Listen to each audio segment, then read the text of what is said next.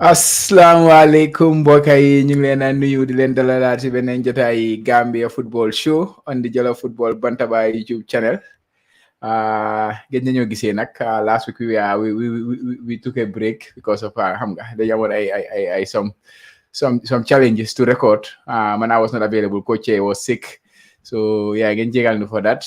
But we are back and we have to catch up on a lot of things do happen to Digante Bobu, so we will do that today.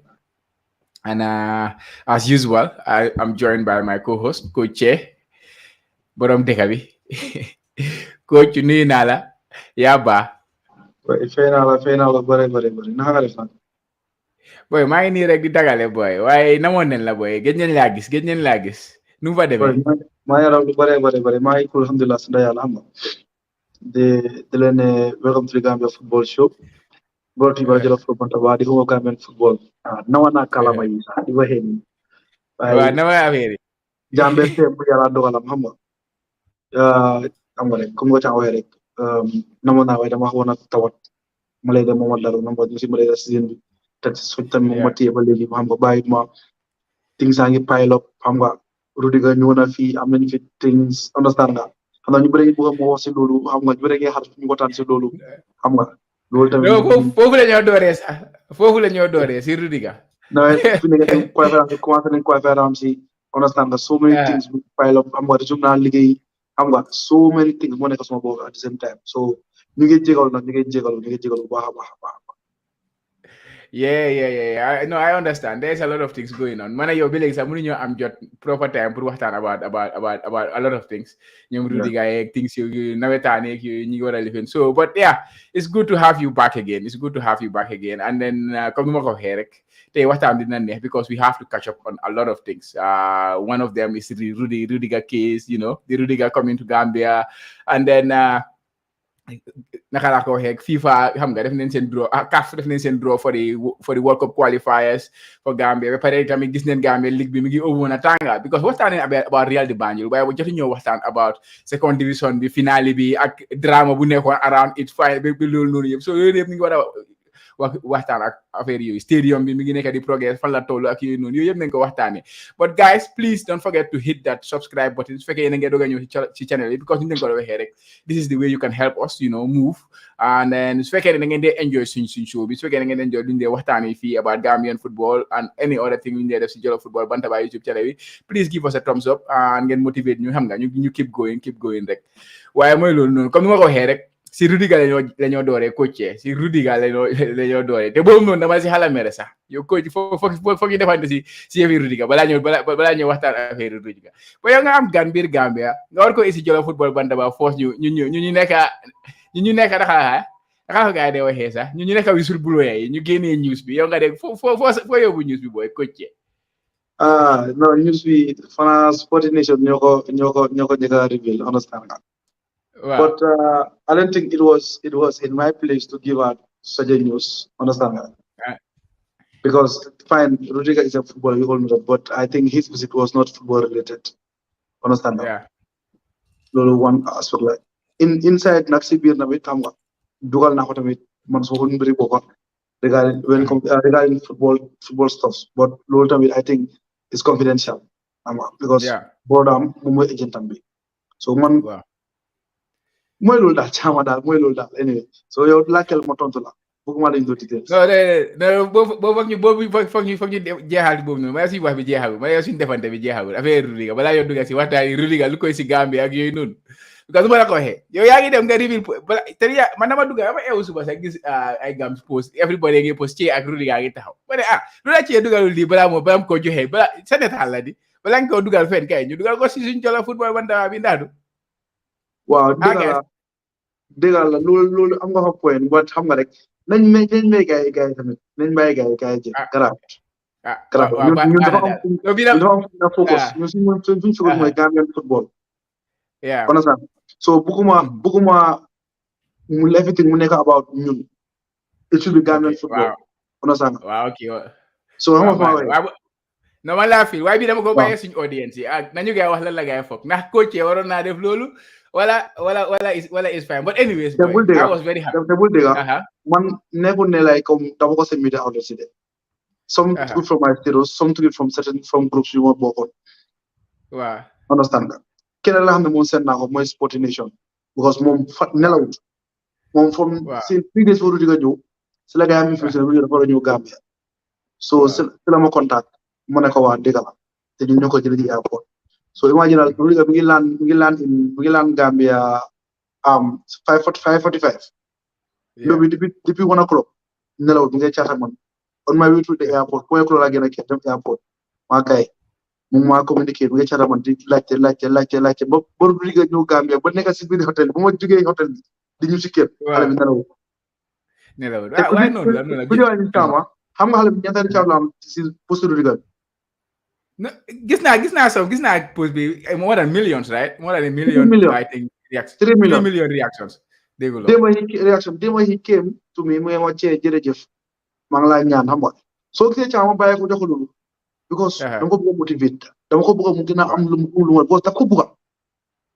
how many Gambian journalists especially small journalists okay will be up at night the whole night just for information just for a picture or a video no definitely loolu moom rafet na trop na naka la furu boy la right wow so that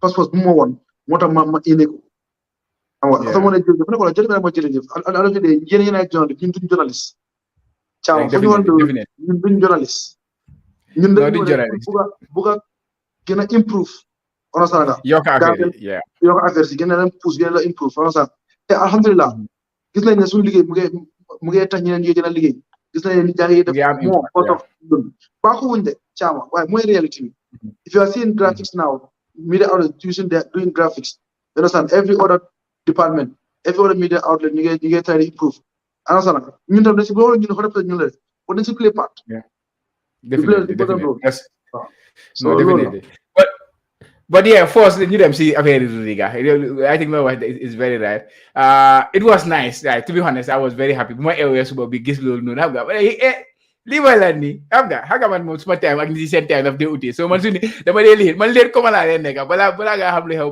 man doog a dugg si but I was really buzzing to see that and then throughout the journey I was enjoying loolu nekkoon di def ak yu noonu xam nga ak I'm very happy for you but now I want you to tell me Rudiger ñu am Gambia boobu noonu what does it mean to coach and to Gambian football at large tell us that general if you dooree ko foofu it's a big question nag no I know but no problem ragal ma ko first of all main purpose of his visit mooy guiding my family business if you can remember sometime last year fana waxoon naa la ne there is this guy ko am business about Rudiger things like that Magi Rudiger mooy Abdou Salam Senasi he played for Dortmund and Hamburg mooy agent Rudiger moom mooy CEO of the company it's called Sinex Group last year soo bàyyee coupe suñu nawetaan team bi suñu bés Salam Milk moo fa nekk ñoom ñoo ko moom ak Lili Omo détergent la ñoom ñoo ko moom so loolu la ngay doon ibi comme la ibi loolu moo fi indi Rudiger you understand but what it has to do with coach ak Gambian football waaw first of all coach connection bi ak relationship bi ak company bi mooy ku moom company bi suma dëkkandoor la woon suma xarit la waaye civil company bi ñoom they start it's called Sinex Group but they start with détergent ak meew so dañu bëgg a amaat yeneen products yoo xam ne ak yeneen things si under the Sinex Group name so one being an agency football agency that's where I come in understand because when I Rudiger maga mooy agent am bi mooy Abdou Salam Senasi so waxtaan nañ maa moom regarding that understand because fana loolu mu gën a amal interest Gambian public bi comme let's say football enthusiast loolu mu gën a am interest what can they do for football Gambian football so dañ bëgg a agency under the Sinex Group which will man maa ko lead understand so right now ñu si grand jobs ñu ngi try pour develop things understand because ñoom tamit xamuñ Gambian market bi xamuñ how Gambian football works in fact they don't know much about Gambian football you understand so thank God moo koy fi Adama Bojang ya fi ñako mit bu Adama Bojang dem na fa mit na Rudiger ñëpp gis nañ vidéo bi understand nga. Yeah. So after Rudiger on na ma ne okay he was the guy that you are telling me ma ne ko yeah exactly you understand waxtaan nañ si lu bari maa moom maa Rudiger moom dëgg dëgg waxtaan nañ lu bari waaye amoon na maam balaa nit ñi di ma ko la ñu ko no Rudiger amoon na maam I don't have his number understand Yeah. because he's a busy man mun fa nekk di jëlant excellent moom numbers I don't have his number. Do you understand? What and lu bari understand he liked me a lot, to be honest. He appreciated me. Hamba. Yeah. So Chema just way because Hamba. I was being honest with him. No for the Chema sugar could come to Chema and I'm a fan or Manchester fan. Nega Chelsea fan. Exactly. So from the onset, however you had a fan like what I'm sorry.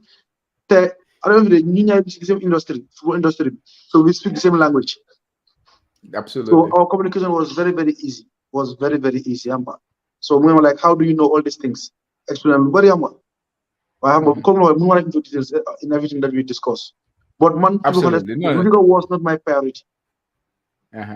His brother, man, Kola Amal Sola, don't Rudiger. But Rudiger has not said what them, but don't train, don't want to. Yeah. Gambian, I brother, I'm last Sola. Take what I'm am na interest guy even purchase nañ benn team in Ghana sax they purchase a team in Ghana xam nga moo tax gars yi mu ngaa jógee Ghana dañu dem straight Ghana so gis nga bàyyi xel bi gars seen IG waaw ñu doon Gambia boo dañ fa jël team so loolu laa bëgg tamit indi ko Gambia ala ñu jël team Gambia tamit xam nga am fi very very strong thing understand indi gars comme fi Steve def rek ak ñeneen so ñun tamit loolu laa bëgg tamit gars am ko fi Gambia so di ñaanal rek di woo Gambia ñëpp ñu ñaanal ñu xam nga bu ñu ma ñaanal man ne ñu ñaanal ñu ñëpp parce que surtout ñëwee jël ni Gambia ñu amul dara lu Gambia xam nga ñaan dem smoothly xam nga ba yàlla def fi gars yi ñëw convince establish fi am fi football club xam nga di mun a def seen course Gambian football so basically daal càmm daal lii la mun a when it comes to Gambian football lu ñu am pour Gambian football Yeah. That's beautiful. I was really buzzing, like I say, and come mo ko here rek di ñaan rek affaire bi daal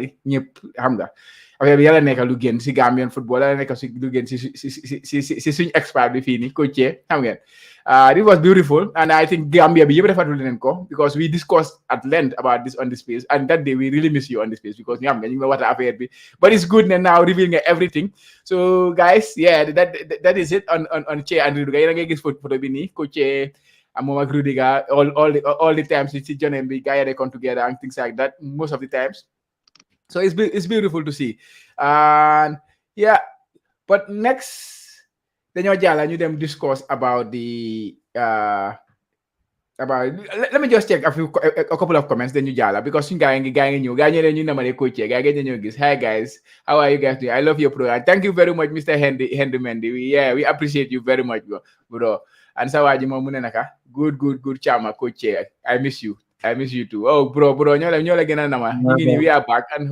yeah hopefully we will be back next week too xam nga duñu amaati break yooyu noonu hopefully coach fu mu nekk nii recover na well Marelia bi ak coono boobu noonu bu mu amoon noonu yëpp xam nga loolu dem na so now we can look forward but next ñu jàlla ñu discuss about Gambia gis nañ ne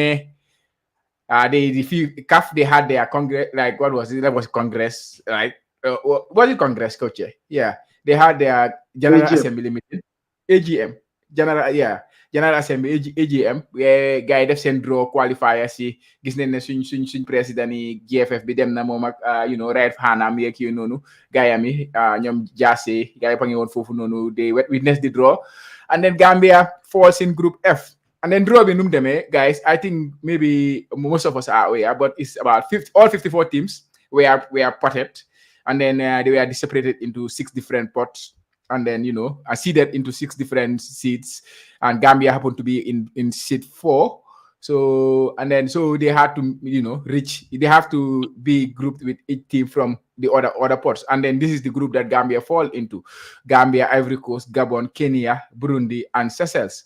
I'm sure most of you guys watching xam ngeen ne draw bi nu fa demee but we have not discussed it here yet and now we will I want to hear. I don't even know what coach reaction to the draw is yet because I'm in that time to discuss. So this is come here you said that like, this is also a nakala ko here. It's the best la simandal. Put ham nakala coach feel about this draw. Coach, what was your initial reaction when you saw the draw? I was very happy because to me we are in the best group for us. Because so whole top seats here, understand? I think among all the top teams, Ivory Coast we respect them 100% because they've done a lot in African football. They are powerhouse in Ghanaian football, but they are African football was saying golden generation of a understand? I think right now we have a chance to beat them, to play with them and to compete with them. Man gum naa man lu mun a average mooy ñu am North American team, North African teams yi ak other heavyweights like Cameroon, Nigeria and Senegal. Man those teams I don't avoid. But apart from Ivory Coast moom waxoon naa ñoom laa bëgg ñu am. Because gum naa ne ñun mënuñu am dara si ko Ivory Coast. Gabon tamit is also going to be a tough game for us alongside Kenya. Too easy. But with Burundi and Seychelles, I think for most few maximum points. Okay, mun nañoo stand chance bu baax a baax pour negotiate with Kenya and Gabon. But suñu mënee negotiate am fa at least 4 points fu nekk. Understand nga? Ivory Coast tamit boobu bosi boppam la am nga. Why to me, to be honest, I am very, very happy. I'm very, very convinced that we can make it because Ivory Coast is going down. Gambia is coming up. More reality. So football is growing big time. So we have a great chance to make it to the World Cup. Understand? I believe that with the ambition, understand that, of the current federation, look at the right now. It's national team. And the government also, the national team them to higher heights because of this the current achievements in nañ ko mën a make gëm naa nañ ko mën a bu baax a baax espère su style bi pare na surtout loolu nañu dimbale boobu sax boobu nañ si waxtaan nañ si dugga si kanam tuuti waaw Tom tamit yàlla ko dimbale mi ngi am results mu ngi mën a find a way to win games which is also very important I'm not trying to praising anyone. I'm not trying to praising the government, the federation or Tom, but I'm just being realistic. Understand? So Chama gum nane 200 man believe nane we can make it to the World Cup. Yakar am na de at bi ni this period of World Cup qualifiers. Because you have to play Chama 10 games. Yeah, man, that's what I like most about it, Yeah, so because the opportunity it's not just about Gambia to qualify, but also opportunity GFF la. Because 5 games you want to ambir Gambia, play ko bir Gambia with the new stadium coming. So pare slowly up pare, and then you have market this these 5 games very well. A Gambia nuñ na me football, a Gambia fu nekk ni fu gaay toll ci football. Lu nekkal le na jaral. So you can make a lot of fun. You will develop Gambian football at the end of the day. So man, that is the biggest plus when we see this type of draw of 54 teams. Everyone could play 10 games.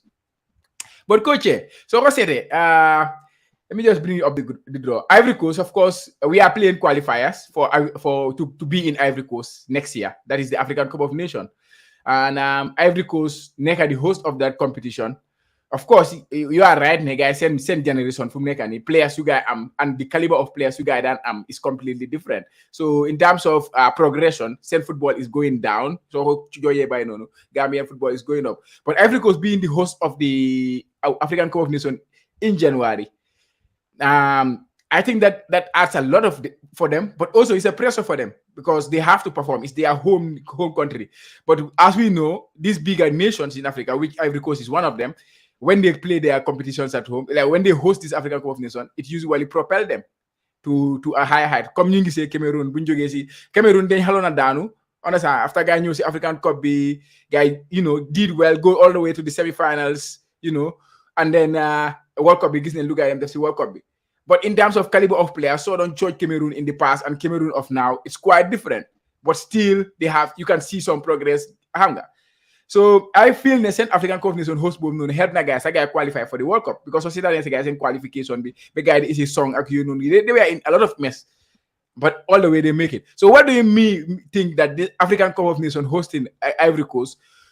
Do you know what I mean? We will talk about Gabon time after because Gabon we have a little bit of history with them. Both I mean the news was a hell lot. And teams is also Kenya, Burundi, access.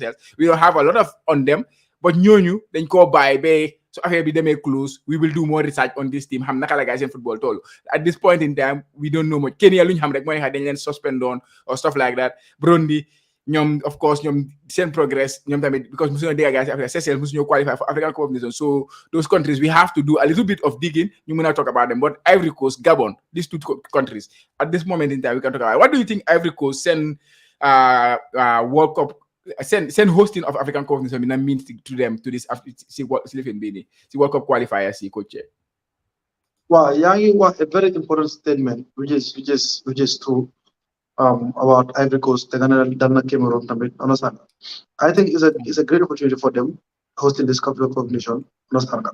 Because normally being the host nation, you have enough time to prepare some over.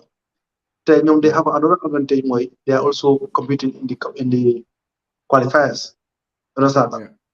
They are just there to make up the numbers. Understand? But at the same time, it gives them more advantage pour mën a prepare seen bopp more because dañu mën a invite bu soo help su ma jubut ñoom ñoo gën a use players si qualifiers you understand because of land they have the platform assurance. Yes assurance dañoo qualify so they use that platform understand pour test seen players yi te soo bàyyee help with all that they are still topping their group if I'm not wrong understand so loolu mu laa wax ne they are taking it seriously so ñëwee la qualify nañ garaaw dañ test rek déedéet but plus suñu test tamit xam nañ ne they are here for a purpose mooy ne dañ war a am pour compete seen place pour mën a affront team bi te from there dañ war a try pour dem si World Cup qualifiers so no one is taking it for granted so I think it's an advantage a big advantage for them you understand te tamit kon ma ko waxee rek am nga yow dama wax rek di ko mot rek so mun nañoo jëlaat lii dekkiliwaat seen football xam nga although don't get me wrong so I have to go to Glorious in Jena. There won't be any stars because Zaha Mufa, Pepe Mufa, Amajalo Mufa, Sebastian Hala Mufa, Eric Bailey Mufa, Oriye Mufa. They still have quality players. Years are playing in top leagues. What Mufa Nekon to the Drogba, the Jack, understand the Zakora, you play elite football, they play Champions League football, week in, week out, they compete league titles. So but still now they have a good team. Understand that? Yeah. To me, they even have a better than Cameroon. Yeah, but honestly speaking, like so I said, in terms of the teams that you're on C group B, I think you wouldn't say is a team that you would say, okay, I want to avoid them.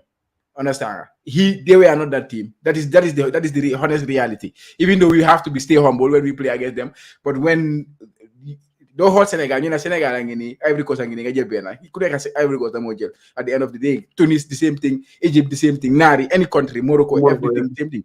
So yeah, come knock on here. But we will see. Gabon. So guy, my nigga knows about Gabon. But the one I say why is Suma Buru, Habibi. About Gabon because the way one Luma is on Gabon. Guy like stadium, airport, you buy them for no refer to Siman. Man, I'm not proud of that moment as a Gambian. What's the main? But understand so you don't have to defend that.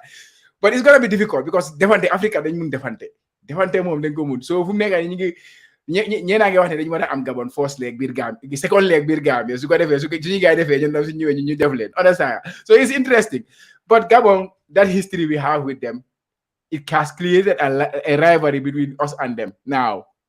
And it's going to be very interesting when we come up against them. How do you see that one panning out, Coach?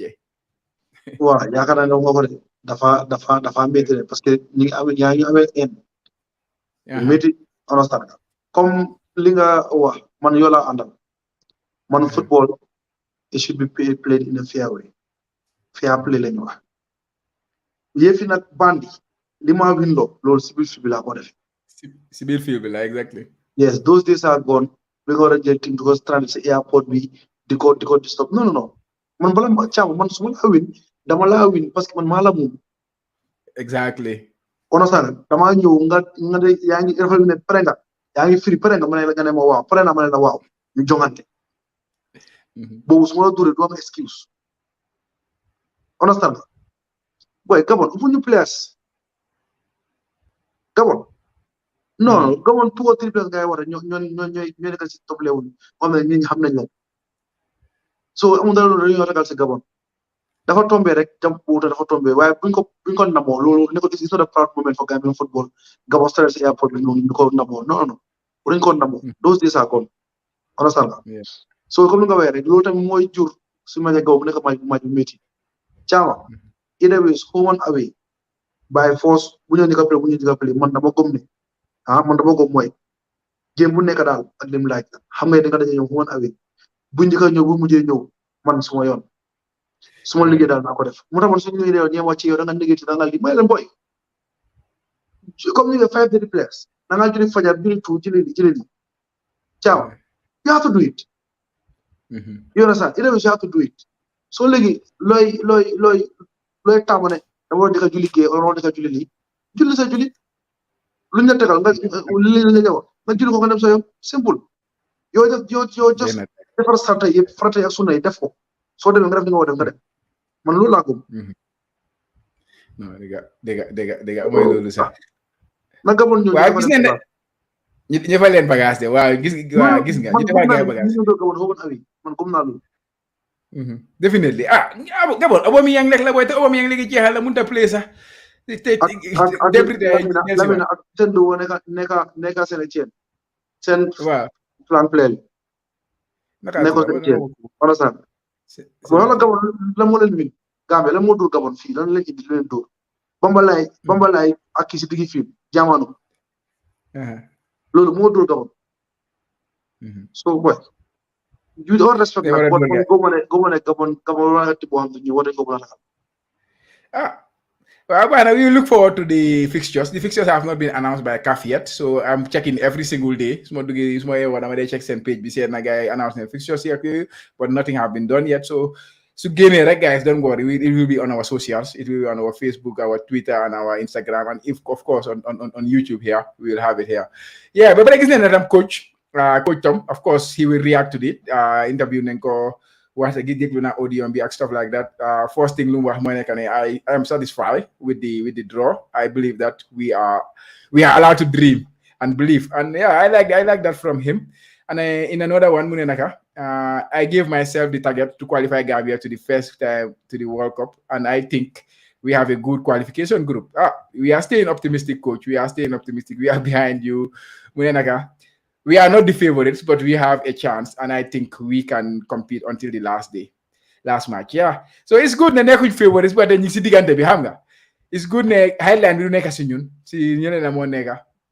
Ba pare mu ne naka, we need only a stable performance.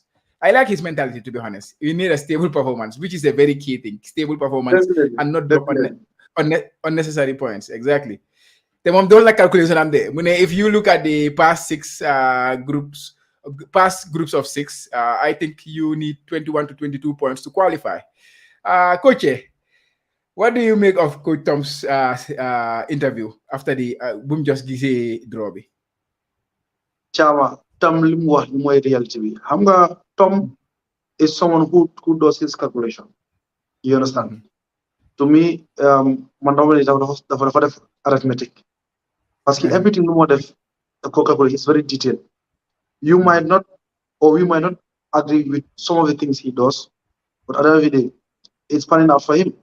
He says, with all these things, we get results, which is more important because national team is judged on results. Not performance, but results. You understand? Unlike the junior categories. So, and he's doing that. He's the most successful Gambian coach. You understand? That we've ever had, to be honest. Understand? So right now, we just need to trust him because we don't like his way, but his way is working for us. So, Cham, nañ ko bàyyi rek te li mu wax ni mooy dëgg even su dee daxul ak moom sax but li mu wax ni tamit mooy dëgg. Understand? All what he says is true. I agree with him. So Good luck to us. Was more good luck to him. Understand? Don't fear Gambian people. Good luck to us. Yeah. Well, guys, see that is it on the draw. Of course, it's still early to talk in detail about it. We have the biggest game, I would say, that is bigger than all these games right now. That is Congo coming in September, which of course, right now they are working left, right, and center in the stadium to make sure the stadium is ready. You play in game, Congo stadium, but we know. So for the World Cup draw, you take a side from Nekani. We just give our initial reaction on that. As the things get closer, we will talk about the teams in details, their players and stuff like that. Come on the face pass direct. And then we will bring things for you guys, inshallah. So next ñu jàll ñu waxtaan about stadium bi. Gis nañ ne suñ gaay gaay ngeen liggéey moom wax dëgg yàlla because of course balam la yes yu bëri nga gaay suñ gaay yow suñ gaay ñëpp sa gaay lañ ñëpp suma gaay la du caan doo dee xam okay waaw ma ne stadium bi boy gaa ngi liggéey left right and center sa waa ji naka la mbay moom mi ngi he's doing an exceptional job every day mu wan niti updates on the stadium mi ngi dem foofu noonu every time tàngaay bu yàlla bii nii si lifin boobu noonu aw na sanga it's beautiful that credit to him for giving us those updates on the stadium but they gis nañ ne si stadium CAF not CAF ñoo seen actually Gambia request nañ pour CAF invite nañ CAF seen personnel yi pour ñu ñëw inspect preliminary investigation or inspection of the stadium so sa waa ji ñëw na mu check stadium bi and wax na ay wax yu rafet but it was xam nga waxi kilifa la wax daal waxi position bu mu nekk la wax at the end of the day the ball is in the Gambia's court su gaa yi defee lu gaa yi war a def lu ñu leen wax ñu war a def ba balaa time bu ñu leen jox si timeline bi which will be 1 month before the next qualifiers. Time will like they decide the stadiums that they can be used. So 1 month before that, Gambia will play September 4th. That is the date. That is the date, tentative date at this moment in time. So by August 4th, by that logic, by August 4th, Gambia will know Paris Stadium. Understand? Because CAF dañoo ñëwaat ñu def seen final investigation su fekkee ne doy na leen gars yi ñu jox ñu green light pour ñu use stadium bi but preliminary investigation bi. It seems there is a promising thing. I listened to it very carefully. So, what did you make of this visit and how optimistic are you, Coach? Chama, understand that. This Gambia they've done well, government with their contractors. But from the onset, Chama, just like 3 weeks ago, on West Coast Radio Sports File, one my small concern is not the stadium itself. Small concern was the surrounding of the stadium. Yeah. Which nobody they are not looking at it in a broader way. But that's my big concern. Just so by hell interview me, more one cover. One cover. The first stadium is too understand that. No problem. Pitch be slightly less than 3 weeks. Understand that? Go zoom need more oxygen, sunlight, and water. The stadium you understand? What the point is the surrounding of the stadium, the accessibility of teams, officials, and fans. The safe accessibility. Safety and security. These are the two key words. Exactly. Man yaga nako swing surrounding me nimel kafa graw stadium bi fok ñu partition ko mu mëna secure gis nga the other side chama bu dem bori French Hotel ak fil bu fil ndaw ñaari fil ndaw yi fofu dañ ko wara demarquer dañ ko wara separate from the stadium understand su dañ ko def ben perimeter fence mu nekk fa understand parce que stadium si bopam during matches only no fans team official si ñoo fa nekka te team bi fu mo duggé kenn du fa jaar ñoom rek am direct route from the boss mu dugga ci to the dressing rooms duñu am access ak duñu am ben fan access ci ñoom class understand yep so te ñun amuñ loolu understand because nga ma dafa nekk on fil beneen fil ñu dem fa play ñu am yeneen activities basketball loon bi ñeen fa activities mu fa am understand parking loolu ñu ma ngi park si biir stadium bi am understand rek foo dafay conci dafay jaxasoo yoo xam nga li ma laa wàccaa maa ngi dafay mel ni marché bu tas so man from the onset maa ngi ko wax that's my only worry te danga ci lu wax roads yu ñëw towards the stadium access roads are important the surrounding of the stadium understand pour fans dem ak ñëw dafa war a easy te jaama yow xam nga ne su ma demee Gambia traffic lights Westfield all the students are in the stadium dafay congested am understand nga de so wi caama yàlla baax na daal man daal leen laa ragal ne kaaf mun na ñoo baalal ñu play fa suñu match bii ni kese waaye su moyen bi dañoo wax ne ñu defaraat ko full time understand nga pour ñu mun a play but man góoma ne Gambia mun naa complete lu kaaf sole góoma ne mun nañ ko am before September to be honest.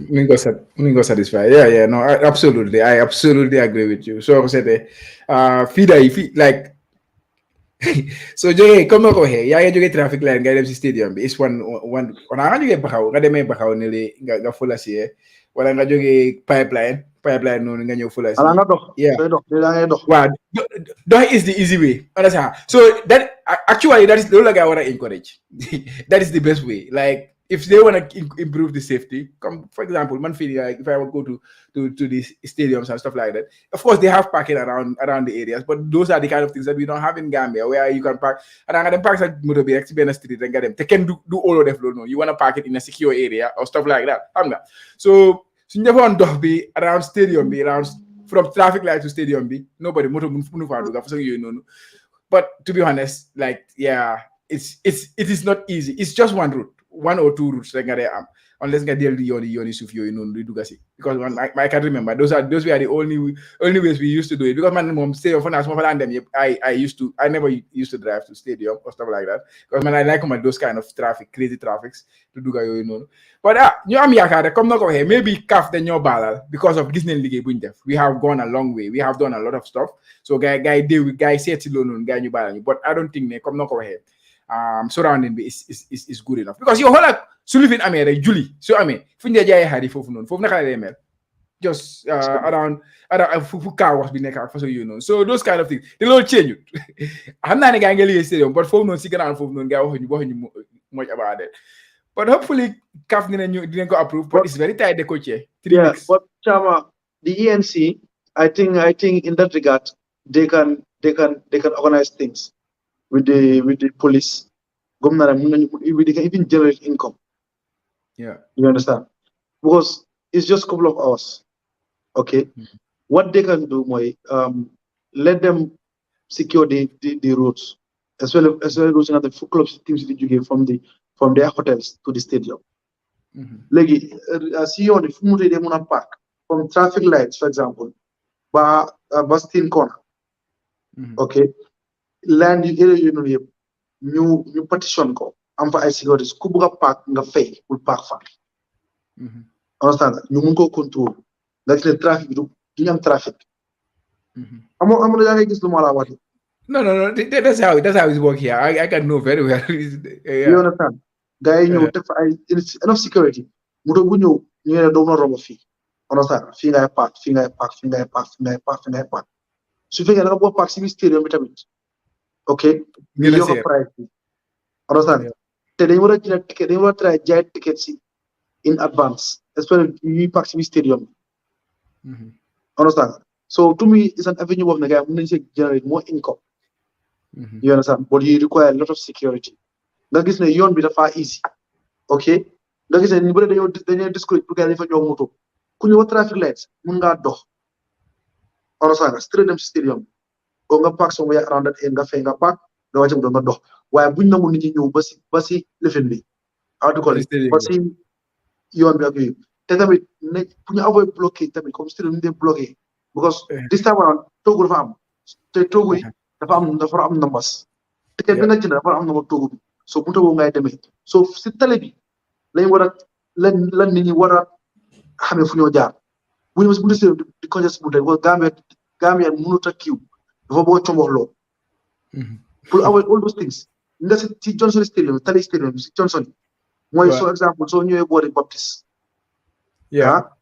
soo demee boori Bakaw side yooyu si Johnson yi boori tontiwul daa moom nekk Bakaw boori Ndeemaan clinique ak boori Gambox foofu noonu la ñoo teg foofu la ñoo nit ñi foofu ngay jaaree pour sa ticket soo amee ticket foofu la ñoo ébilee nga gis ne foofu dafa free nga mën a dugg dem sa fi nga war a jaar understand dañu war a am tight security pour dëkk bi bu fen jaxasoo well all those things FIFA dañ ko monitor CAF dañ ko monitor dañ ko monitor xam nga because dañ bëgg su match su waree match ñu génn mu easy dugg si stadium bi easy kenn du am problème ñu génnaat easy kenn du am problème understand te xam nga bi is big bi Gambia depuis 2021 right depuis 2021 la ngi play biir Gambia yeah ñoo Angola Angola waaw so and then since then lan moo happen si Gambian football we have reached levels we musta ega since period boobu noonu and then we have seen our players progress in their clubs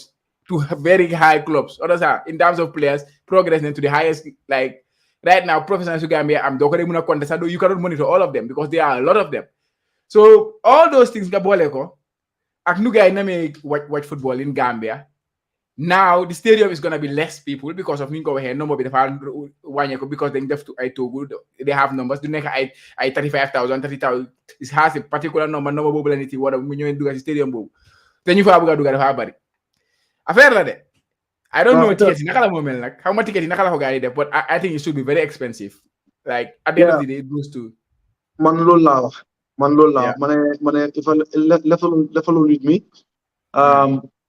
scoreboard ak opposite scoreboard ñu def $400 opposite covered opposite covered bu mag bi ñu def $200 covered ñu def ko $500 VIP ñu def ko $2,500 ma da si man loolu dafa yomb de waaye ba ngeen toj people are paying $5,000 to go to Wally Seck understand people are paying $1,500 to go to shows you understand so kooku mun la wax ne mun ta fay 500% Maji Gambia covered wala ko mun la ta fay 200% Maji Gambia uncovered $100 am nga te Chama let's be realistic Chama they are paying a lot they are spending a lot in national team bi the government lu ñu leen jot yu mut man being now knowing how things work because maa ngi liggéey GFF si lu bari especially suñ project bi Manjai bi so many things mu ngi leen because every now and then ñu ngi meeting at GFF house ñu ñoo woon lu bari they have been transparent Chama I won't lie to you of recent xam nga they have been transparent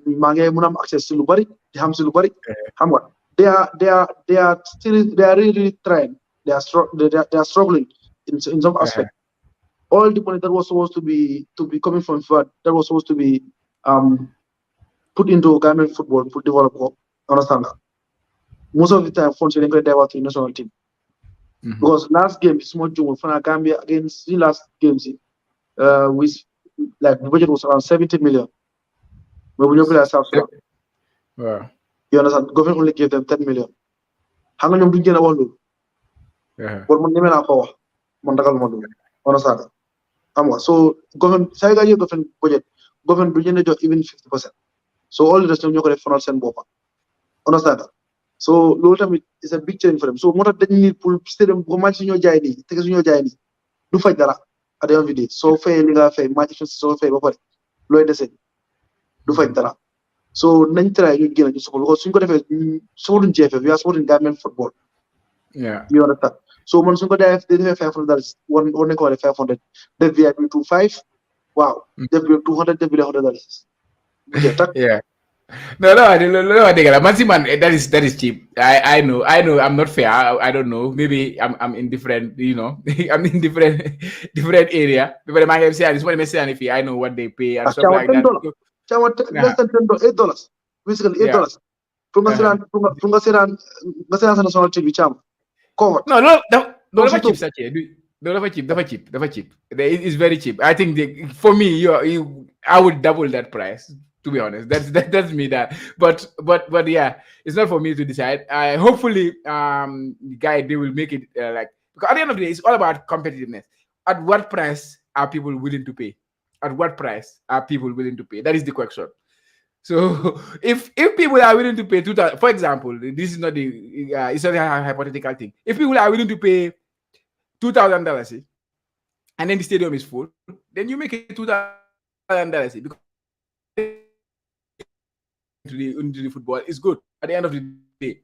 That is just my my opinion, because at the end of the day, demand to them. But maybe man luma helate ak ñeneen ñi ñoo helate. I'm a bit capitalist in that way. But also what guy helate tamit. Yeah, Kawasaki is going down. Kawasaki is going to be 19,859, I think, if I'm not wrong. Yeah. So exactly. So exactly. Let's say 20,000 people are in the stadium. Let's say on average, kuneka fe na 500. Okay, let's say 500. Lo nyata mo nega. 20,000 times 5 is 200,000. 1 million. No, more than that. Almost 10 million. About 10 million, about 10 million. It's good, but we could be more. It could be more. Man, no lie, say that they can tap a lot because they don't have any other opportunities to get the money. Not enough. Of course, they can get sponsors and stuff like this. But you have to work on different avenues. You tap your funds. So develop football. So basically, Chama, man, small understand. I think what GFS should do more. Okay, let them budget for like look at example, 10 million. Like 10 million would not say incorporation to Munaham is go jay. Yeah, exactly. That makes sense. Not so exactly something like that.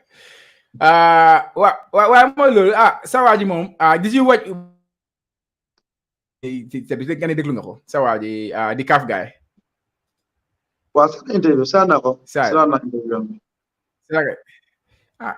It sounds promising, but it's on our court at the end of the day. So let's see what happens.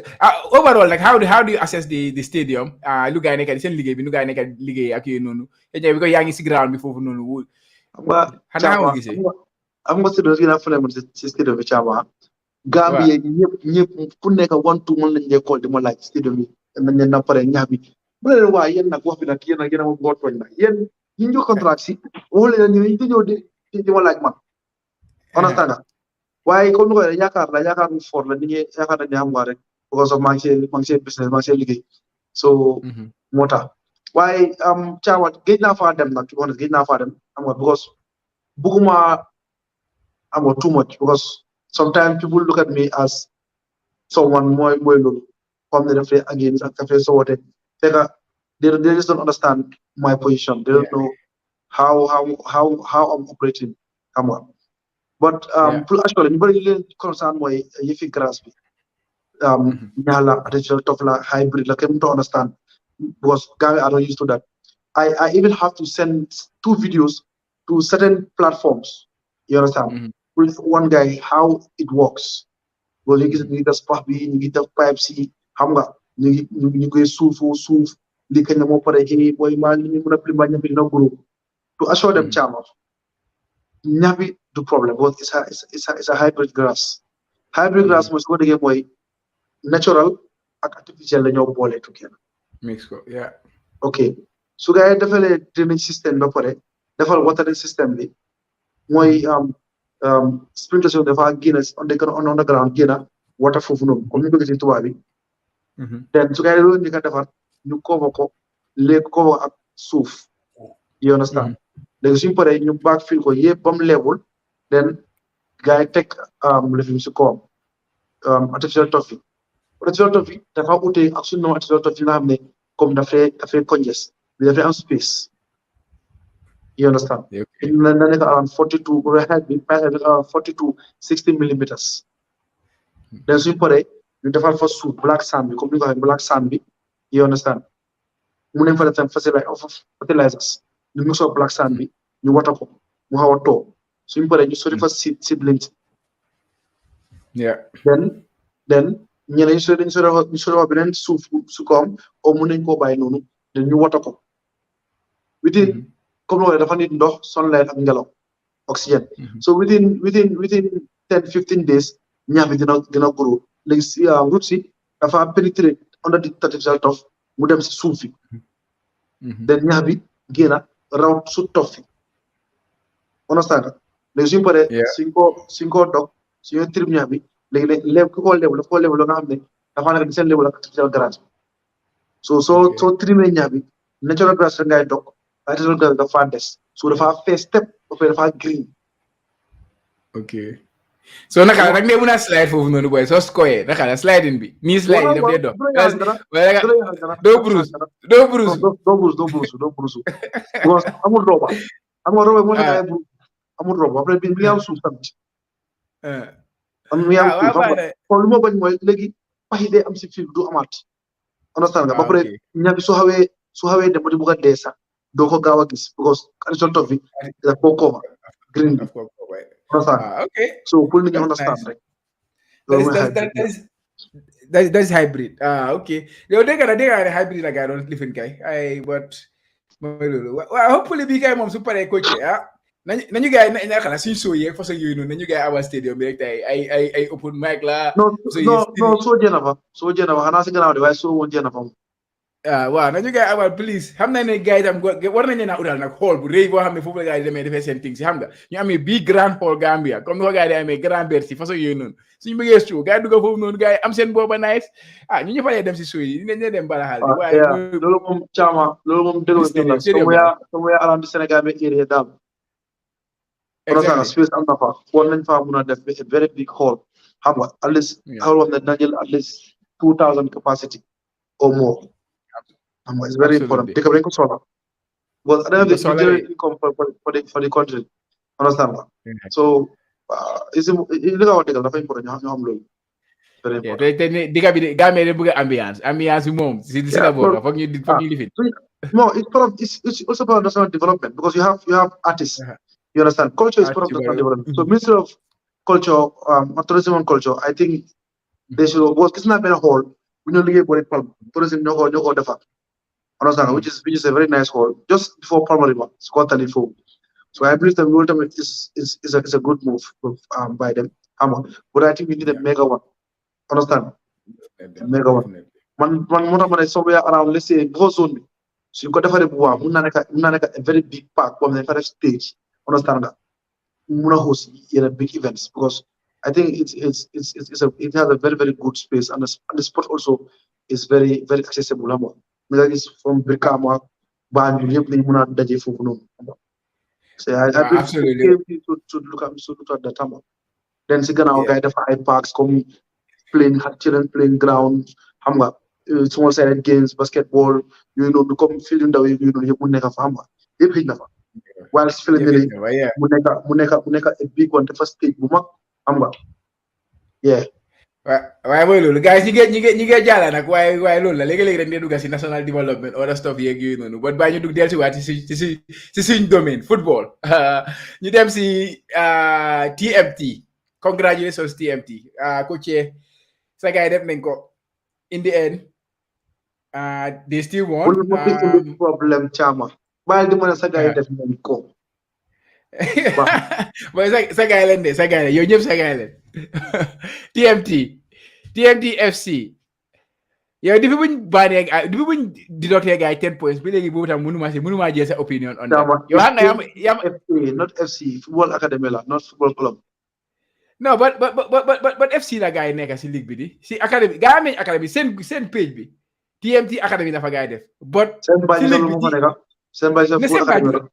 waaye li la ñu ne gars TMT football club si ligue bi loolu leen di gars that's the normal name that we are used to Gambia but it's TMT football academy it's FA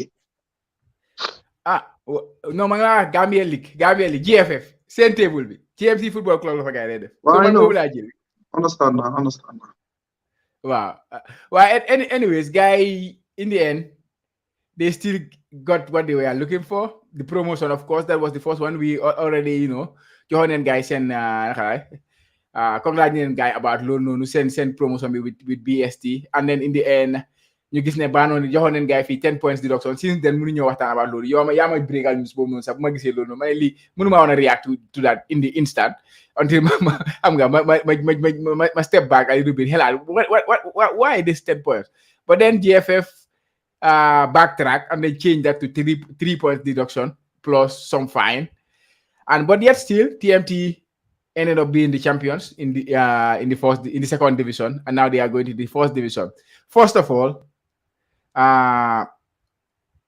what do you think of TMT success? I know we spoke a bit about them, but what's your feel? What is your impression about the TMT's success of being the champions of the second division? Before you them see other things about TMT, because we have a lot of things to talk about them. Yeah, Chama, once again, Damalena, congratulations. You understand, for the huge achievement, because they've done it back to back. Third division champions in Banjul from the Greater Banjul area, win triangle bi ñëwaat second division force dañoo winaat league bi xam nga with alongside BST. This shows you that Chama, football requires two things: finance and technical department. TMT, they have the financial muscle, you understand, which motivates their player. But I believe they really need help, Chama, at a technical level, because they've done so many mistakes during the season, which almost cost them their season.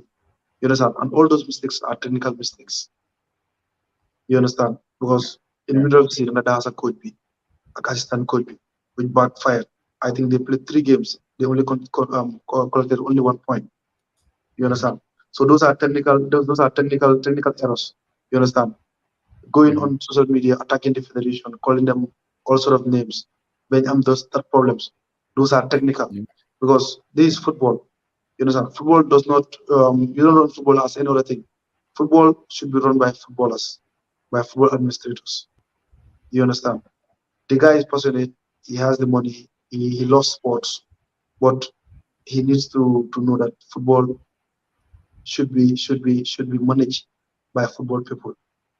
So going forward, Chama, I think that they will be very, very useful in Gambian football, because I've never seen a Gambian in this short span who invest a lot in Gambian football. Don't get me wrong. Real, the Banjul and other teams are doing the same thing over the years. But come with this short period of time, is just big. But consistency and continuity is key. I don't believe like the approach that they use this past 2 years can continue. They need assistance, a technical assistant. Will guy muna gonna develop some bopa, muna gonna to sustain some bopa, because football is very expensive. If you are spending,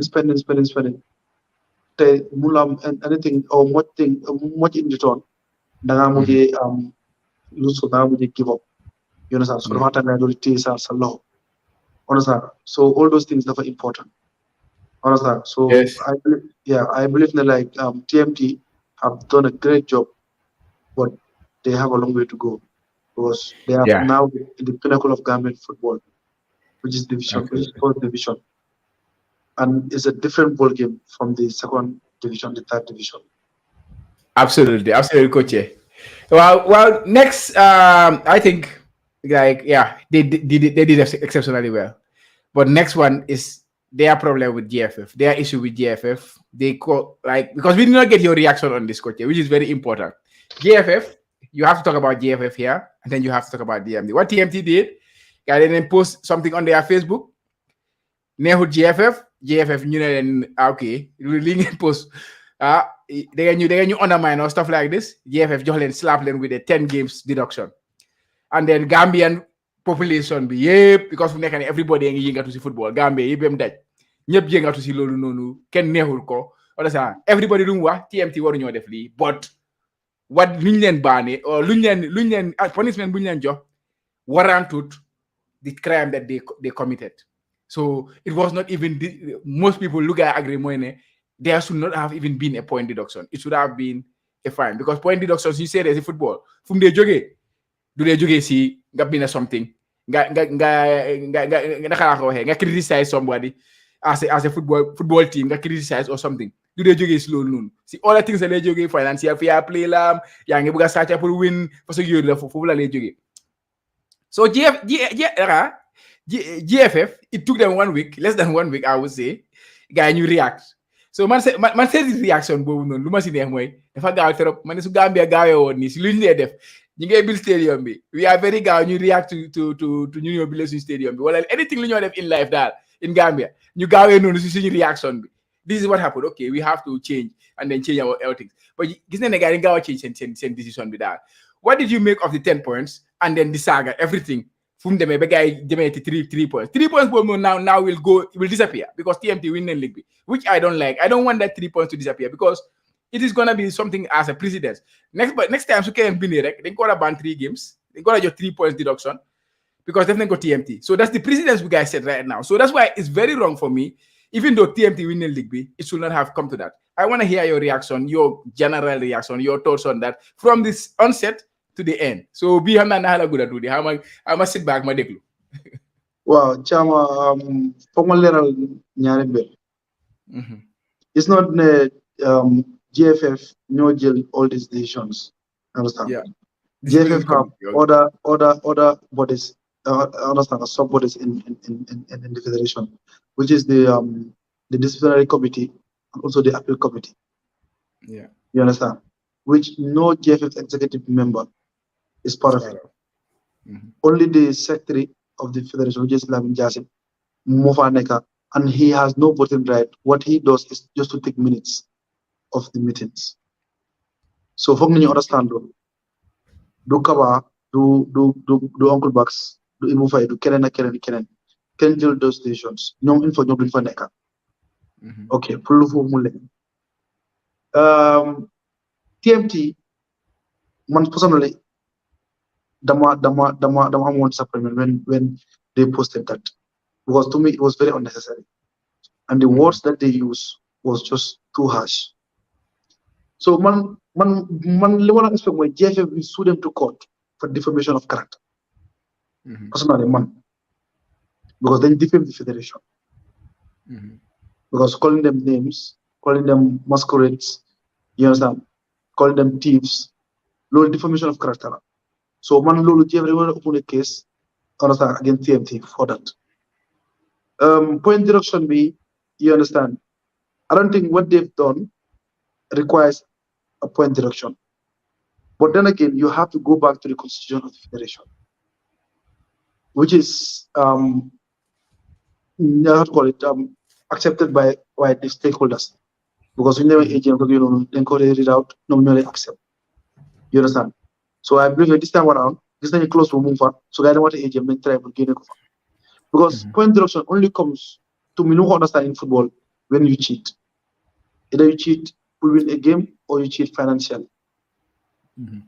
Those are the two things you have the ladder against me, send you drop team points. Apart from those two things, then you they fine. Man Damone TMT deserve a very, very hefty fine for that statement. Yeah. But 10-point deduction to me was just too much.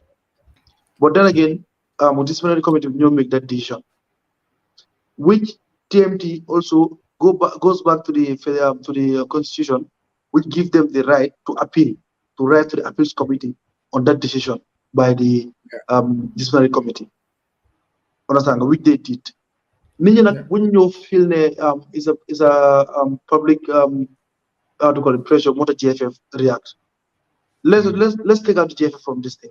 I mean, one of the GFF executive body from this case. They've launched a complaint. They've given it to the disciplinary committee. You make those decisions.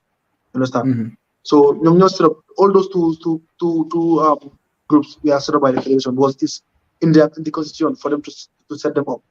You understand? So TMT, they wrote to the appeals committee, they appealed, you understand? They did what GFF told them to do by removing that post, going public to apologize, things like that, which they did. So the appeals committee they feel like is deemed fit pour gars yi reduce the the points with comme ni ko waxee rek man tamit still now so more point deduction either it is one point la sax to me they should not take their point because who are you punishing loolu dañ ko war a seet kan moo cause crime is it the executive is it the technical team like the coaches is it the players you understand or is it the fans because they all of them form the football club. You understand? So the players have nothing to do with this thing. The coaches have nothing to do with this thing. Understand? It's solely with the executive because the one writing might be the PRO, you understand, or their media officer or things like that. And the guy writing, he must get orders from the executive.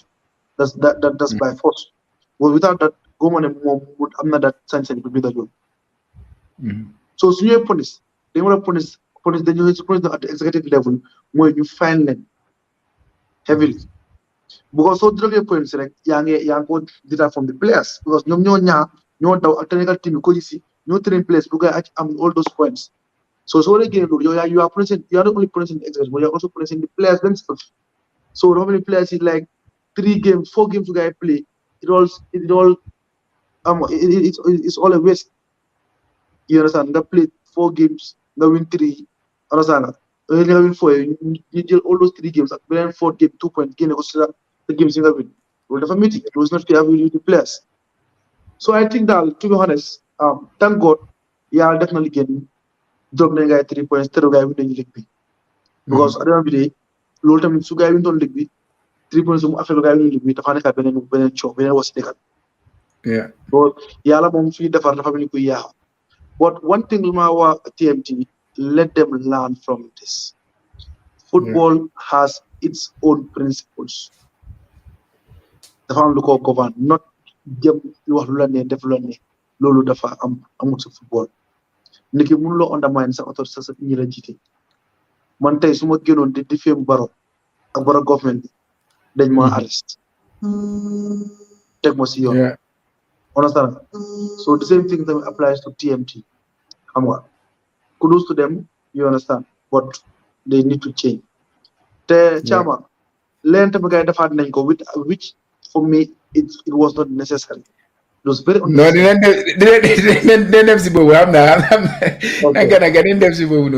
So Chama, this is my decision. Yeah, definitely. Now you them see guys and president be. The TMT president because so Seydi Kane, we got an interview with Bay this weekend, but unfortunately, the guy got cancelled. I was looking forward to that interview. My Luki, understand? I want to know more about him. Come not over here. He has brought something very, very Gambia football buga, which is support, financing the club and things like that. A lot of things he's doing. People young quarter for baha. But there are other aspects of him.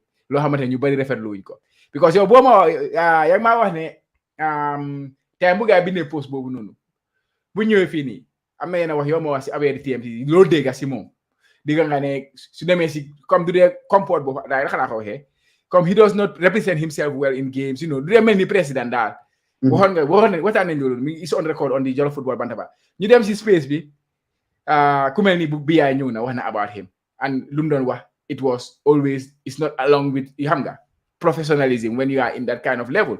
It's not in line of what the president should do and things like that, or what an owner of a club should do. And Kenen exist space they spoke about him. And everything is like the same line these are people you have me. I trust them, I trust their card. Come your BI, these kind of people. I trust you what you are saying. You know what so ñu ñëwaat ñu gisaat nag man nag gisaat suma boppa bi man maa ko gisaat suma boppa yow wax nga ma ko waaye gisaat naa ko suma boppa bu gaay play ba pare ñëw na mu GFF of course the winner of the second division got $500,000 moom ñëw na si stage yi si podium yi GFF bi mu génne fa $1 million big check mu present ko players am yi which was very like it's not nice to see ku mel ni Ibu Faye mi taxaw foofu noonu ñu ngi ko bëgg a dugal si lifin bi xam na ne caméra yaa ngi si kawam waaye he don't even know what to do so yeah, you put that guy in a very very funny situation understand so he does things yoo xamante ne daal rafetut du mu nekk di def rafetut te ñëpp a ngi koo wax so I want to talk about this guy about his character what he is doing what naka la nekk di representer boppam yow anyway coach go ahead about Sidika loolu man call naa ko sax before program start because yeah bëgg naa ko invest waxtaanee football yeah bëgg naa waxtaan call naa ko but aw ma ko free aw ma ko but loolu moom naa try waxtaan si waxtaanee football na understand su ma ko amee su dee nangu na Gambia yëpp nañ ko jot understand xam naa boobu ñu bëri ko bëgg a seetaan xam nga nañ try def ko live ñu waxtaan moom regarding moom ak Gambian football but Cham comme li nga wax loolu tamit xam nga mu nga woon ne jàngul lesson 100% si man yaa moom sa xaalis understand nga yaay may sa xaalis fu la neexee ak ni nga ko defee loolu yow la concerne nangul nañ la ko Serikat ñun nangul nañ la li nga def sa liggéey rafet na si Gambian football gis nañ li nga stop si Gambian football you are doing well but da nga nit ndimbal you understand that day soo xoolee réaction Ibu Faye there was a picture bu gaay boole jeefe bu ñoo joxee seen bos ak bu moom moo joxee bosam Ibu Faye soo xoolee réaction yi kanamam bu jeefe bi he was smiling bu TNT bi mu ngi xaw a ras man to me that was not the place pour mu joxee fa that 1 million you are doing the same thing again you are undermining the federation again same thing yeah you understand li ngeen def mun naa ko daw li ngeen def sax ñu faale wuñ leen li ngeen a joxe dañ koo dabul you promise to give your players 1 million if they win the league su ñu joxe sa trophy bi nga dem fi nga celebrate si podium bi you can come and call the captain and give him the 1 million boobu kenn du comment you understand but not at the same place bu GFF joxe seen xaalis bi yow nga bëgg joxe sa xaalis plateforme yi GFF la sax GFF seen plateforme la du plateforme you don't do that you know te Chama I won't be surprised su ma diggante GFF tamit dalaat nañ gaay fay nañ gaay to me I won't be surprised but maa ngi ñaan for me is deserve it buñ fa àgg maa ngi ñaan fële sax ñu muñ rek buñ fa àgg xam nga because adef léegi dañoo jélale xam nga because man Chama personally man wax naa ko a member of the technical department of the Gambia Football Federation ma ne leen teel leen ngeen oo TMT at the goal project ngeen waxtaan ak ñoom not the executive member of the executive body of the federation comme ñoom kawaatee ñu waxuma ñun Sangdong ak teamam bi ñoom ñoo war a dimbali because ñii they need technical assistance you know because one thing Chama they are doing a lot for Gambia and they can do a lot for Gambian football you understand so moo tax moo tere nga defal ñu ñëw dimbali leen ñu oo leen waxtaan ak ñoom so daal man daal loolu laa mun a wax daal but daal in a general point of view they have done a good thing they have achieved something great you understand they are in the record books of Gambian football but they should run football like the way football should be run absolutely boobu baa ñu amal ko foofu noonu because comme na ko waxee we will try to invite him to the Waxtaani Football which is another we have another another program on the Jollof Football Bantaba YouTube channel which is Waxtaani Football invite people who have a stake in football cee daf dee waxtaan ak gars yi foofu noonu cee mooy nekk xam nga journalist bi di leen laajte question yeeg yooyu noonu so hopefully dina answer call yi cee bi and then hopefully he will accept that invitation mu ñëw def that show actually I have the number of their team manager who I'm also planning to invite on the space xam nga si space bi dañ mën a ñëw foofu waxtaan comme ni ñu ko defee Steve ñu invite gars yi Steve yi ñëw gars yi Real de Banjul ñu leen invité we will invite the team there too su ko defee ñu mën a waxtaan ak gars yi foofu noonu tamit incha allah but boobu dañ ko bàyyangu foofu noonu maybe we will come back to that and finally gis nañ ne third division triangular bi team si from Banjul Serekunda West xam nga ak yeneen gox yi yëpp yaa play nañ seen third division yi already so now they are about to play the third the triangular along with the teams that were in some teams that were in the second division so coach can you elaborate on the third division the second division playoffs? Wow, Chama, normally what happens mooy dañ dee Gambia we have 7 regions yeah which is Banjul, KM, West Coast, North Bank, CRR, URR, ak Lower River region bi. Those are the 7 regions. So each region dafa am its own regional association. Each region dang they am sa own regional league. So the champion of each region then they play. But JFL Yeah. then demarcate in a way because of the transportation ak you know. Understand? So then jël Greater Banjul area bi, which is Banjul, KM ak West Coast. ñoom ñetta ñooy play triangle pour qualify to this second division.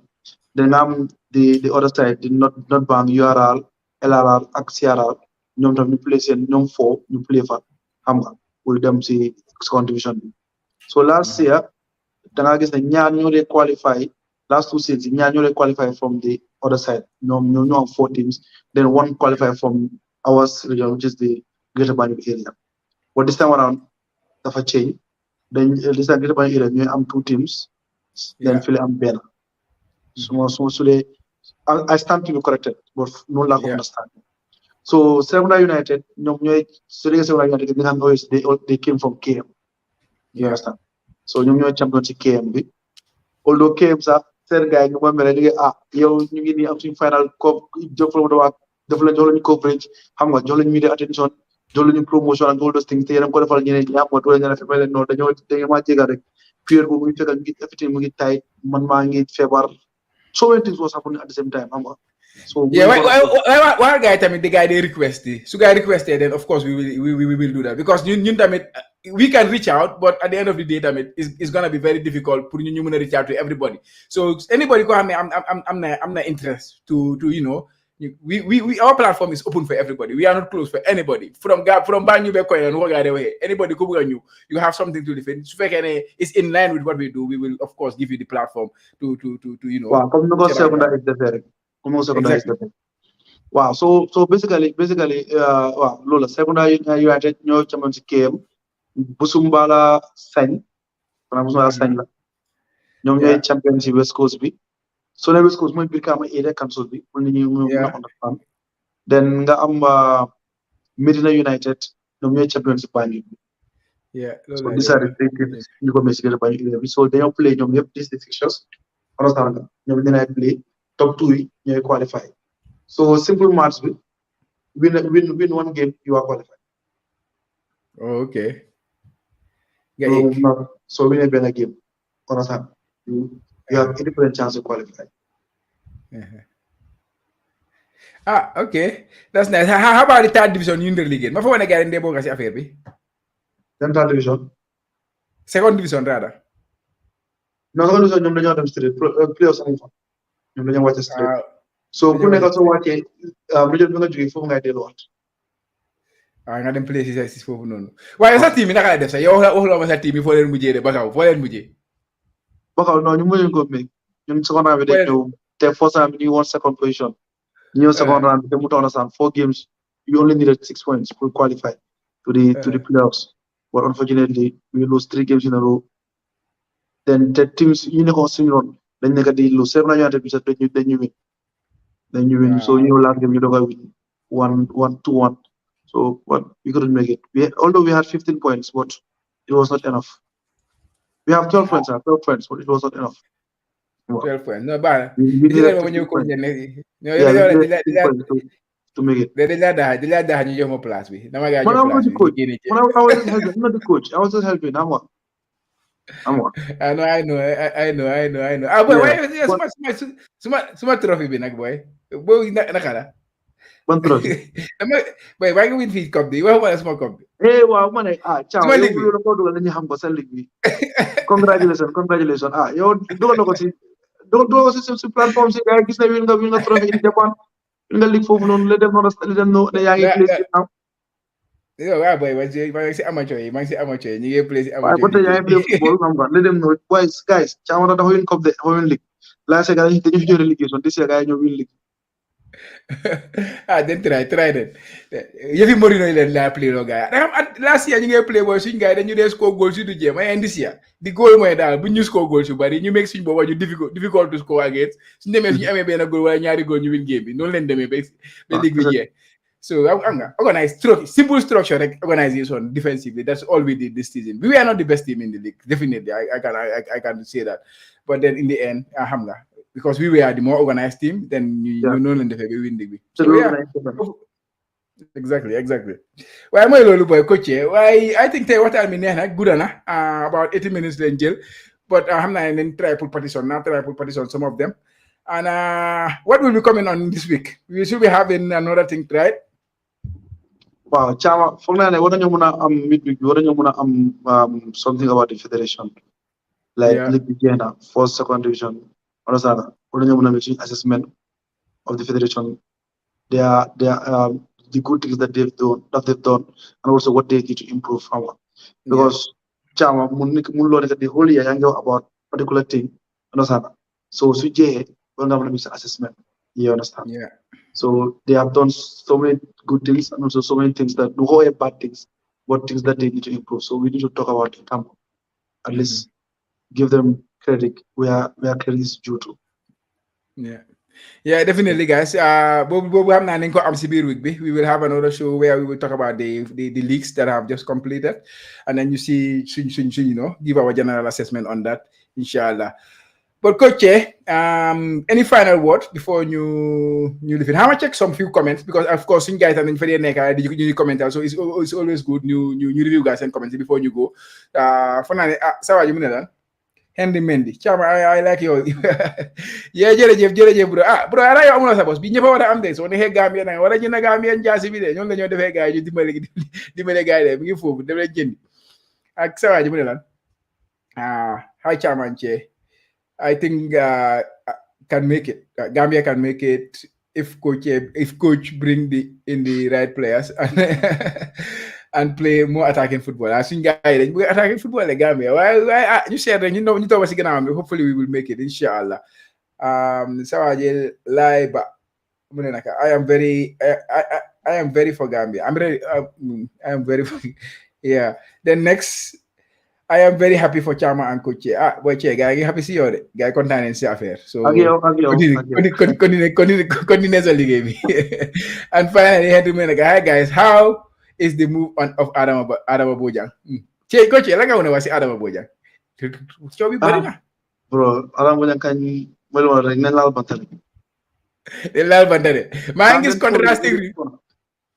contrasting report laa nekk di gis tay si journalist si ma ne yaakaar ñëpp kii su waxee lii kële mu ne lëli so man léegi dama bàyyi du ma dee post dara about Adama Bojang de we don't know bro naka la Henry Mendy we don't know what's going on with Adama Bojang but hopefully there is something on the pipeline hopefully that deal will be signed very soon ñun ñëpp loolu lañ bëgg fu nekk nii but we don't know to be honest so waaye mooy loolu coach final words before ñu close waaw Chama di war a ñëpp rek ñu ñaanal ñu understand nga ñu ñaanal leen te tamit xam nga parce que ñëpp a soxla ñaan xam nga pour so luñ nekk understand nga projet su ñëw try pour indi ko Gambia xam nga adama Gambia kay benefit so ku nekk daal si la yàlla xiir rek nga def sa quota comme ni ko ñun dañ ñëw fi pour développer Gambian football ñëw fi pour compete ñëw fi def dara dañ ñëw pour develop everything comme ni ko waxee man du ma journaliste amee coach understand nga Chama tamit the same thing so xam nga nañu ñaanal rek xam nga bañ ñoo faagaagal xam nga bañ ñoo mooy loolu daal parce que daanaka